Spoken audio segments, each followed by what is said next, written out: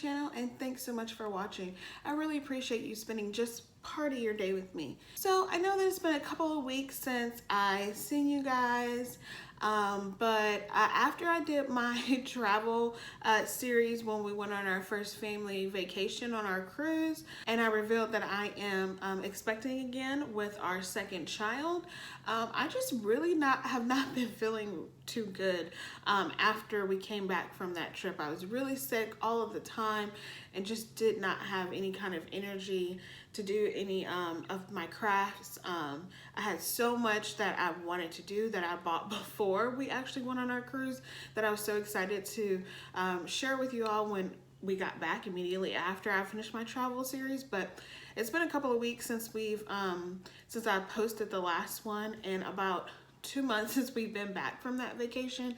So I'm just now getting back in the swing of things. So thanks so much for bearing with me. You guys are so sweet and I love all of you so much. And I'm so excited that I reached 500 subscribers. So I'm super excited about that milestone as well. But in today's video, I am showing you guys an updated Mason Jar Wall Sconce that I did before. So this one I did a few months ago, and I got some really good feedback and a lot of good views and a lot of good thumbs ups. So I thought that I would kind of revamp it to fit more of the style that I've been going for. A lot of my projects and my creativity has grown since then. I have this farmhouse theme in my living room, so it went perfect to replace from the previous Mason Jar Sconces that I did. So I have to figure out a place to put the original ones or see if I can kind of revamp those as well. But I absolutely love these new ones that I just did. It was a lot of fun making it. It actually took me a couple of days to make it because I wanted to make sure all of the paint dried really, really well. So I really hope you guys enjoy it. And if you do, make sure you give me a thumbs up. And please, if you're new here, make sure you subscribe and hit that bell so you don't miss an upload.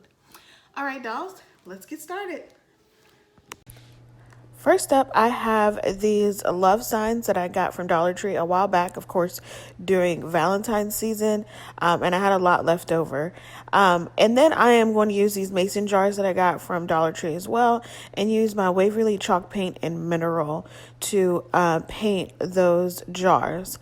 I actually painted about 6 different jars because I have a few other projects that I'm doing, but I'm just going to focus on the mason jars here right now. And I'm just going to cover it completely. I thought about doing the inside of it, like around the lip, but decided against that and did 2 coats, and this is what they look like after 2 coats dried. Next, I'm going to use these tumbling tower game, like the Jenga pieces, and I'm going to measure out how I want them to be across of the sign. I thought that I would maybe have to cut 1 in half to fit, but the 3, it fit pretty nicely. And then I'm just stacking it to make it 2-tiered, pretty much. And then once I have that all measured out, I'm then going to use some Gorilla construction glue and then or construction adhesive glue, and then I'm just going to take a popsicle stick that I got from a pack that I picked up from Dollar Tree and just put a generous amount on there so I make sure that they pretty much stay. And they're real wood pieces. If you've used the tumbling tower game at in Dollar Tree, I mean, they're pretty sturdy pieces for any projects that you need. And then hot glue just does not work. It leaves a big gap. So I'm basically using 6 Jenga pieces for each stick, you would say. So 3 across and 2 stacking on each. And then once each of the 2 pairs is together, then I'm going to put it on the side to make it a longer piece, if that makes any sense. I mean, you can see it better than I'm probably explaining it, but that's how they're pretty much going to turn out.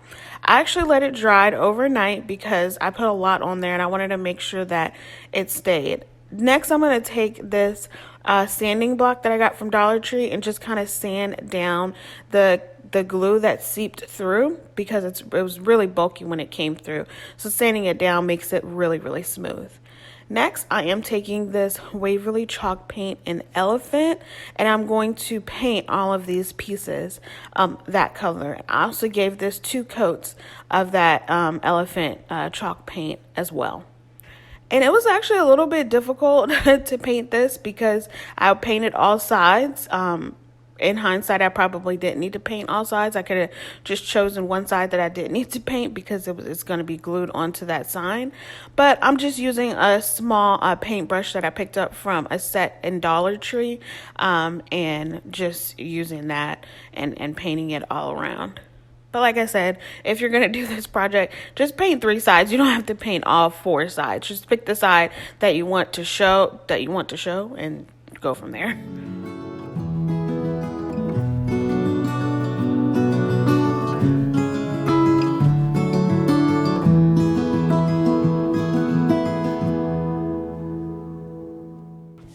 Once I let that dry overnight as well after those 2 coats, then I'm going to take this Waverly chalk paint that I have in white. I don't have that much left over, so I'm just really dry brushing it on there.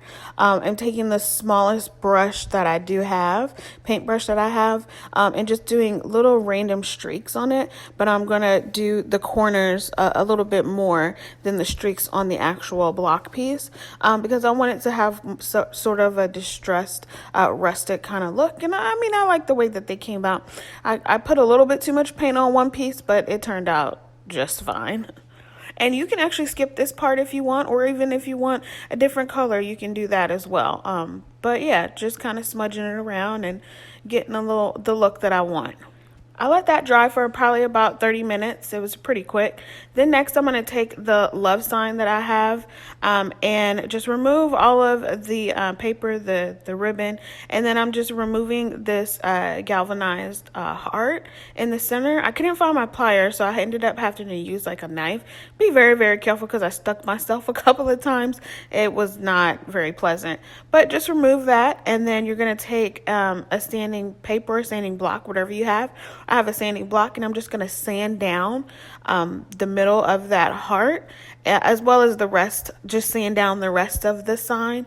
And then also where the ribbon was at the top, I'm going to sand those holes as well, so that it doesn't have any of the pieces sticking out from the actual sign, and just giving it a smooth, feel. Then I'm going to paint this with the Waverly chalk paint in Truffle. I just bought this color and I absolutely love it. I wanted to try something new and different, just to go with the colors that I have in my living room, and it was actually pretty perfect. And then I'm just going to use simple foam brush from a pack that I got from Walmart and just paint that on there. Since I had to do 2 of these, I did 2 coats because once I was done with the first coat, because it is bright red and those white lettering, I had to do a second coat because you could see it through it. Even after the second coat, I could still see through it, but it wasn't as noticeable, and it still turned out fine because I had everything on the sign. Next up, I'm taking the Jenga pieces that I put together and painted, and I'm just going to measure them out to where I want them. Really, you can measure them out with like 1 finger, and then that's how far down I put it. And then to place it on there, I'm just using a combination of E6000 and hot glue to put that onto the signboard. And this part was fairly easy. Just place it on there how you like, press it down, and there it is.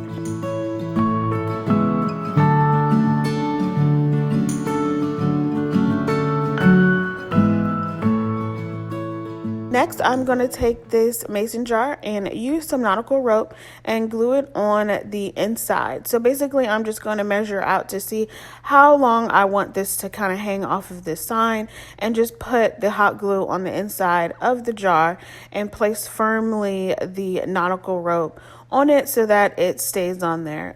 You can maybe use a heavier duty glue, but the hot glue, it worked pretty fine for me. And like I said, this project took me a couple of days to do. So at this point, I was just kind of ready to kind of be done with it because I was really excited to see what it looked like done. But there's that. Let it dry really well, and you can kind of go from there. Hang it however you want.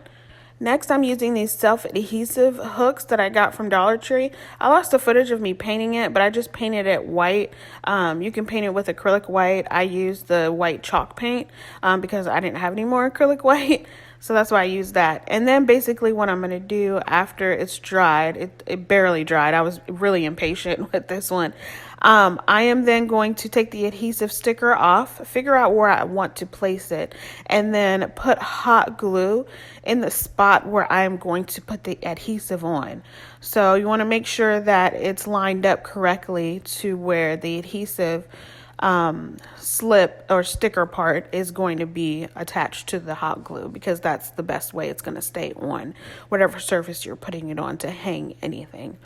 And then next up, I'm using these leftover flowers that I got from Dollar Tree and their spring collection that I got a while back. I have a lot of flowers left over, and I just thought that these would be really cute to stick into that mason jar, because it's, you know, it's not spring anymore, but it's a nice color to go around.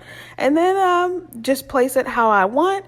There was something missing, so I decided to use this greenery that came with on this actual flower, and just kind of tore everything off.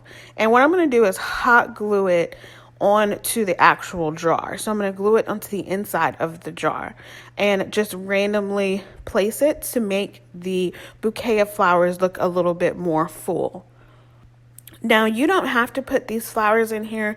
You don't have to put any flowers in here. You can put roses. You can do whatever you like, however you see fit. I would recommend maybe putting some taller flowers in there, or even if they're shorter flowers, putting like a fuller bouquet of flowers, just to give it a more full look and it not get so flushed out by the entire look of that, you know, the sign behind it. But that's why I chose these flowers, because they were a little bit taller than the actual rope that it was hanging, the jar was hanging on.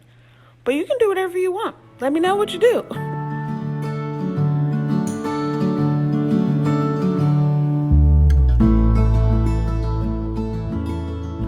And then once I actually put the jar on there, I realized that something was missing at the top. So I decided to I had very little jute twine left over. So I used that to wrap around the top. So what I'm going to do here is going to take some hot glue and glue it onto the back, of course, so it stays. And then wrap it around in a pattern that I like. I kind of did like a crisscross pattern somewhat. But I really love the way that it came out. And this extra touch just gave it the finishing look that it needed to bring it all together.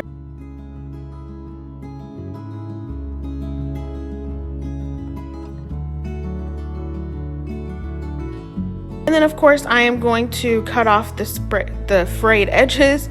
If you've seen any of my videos before and you see me use twine, I like to cut off the excess because I don't like it. But once you're all done with that, there you have a beautiful new and updated Mason Jar Wall Sconce. And I absolutely love this one. And I love the first one that I did, but this updated one is definitely a favorite. Alright dolls, that's all I have for you today. If you enjoyed this video, please make sure you give me a big thumbs up. If you're new here, don't forget to subscribe and make sure you hit that bell so you don't miss an upload. Thanks so much for tuning in. I'll see you guys on the next one. Bye!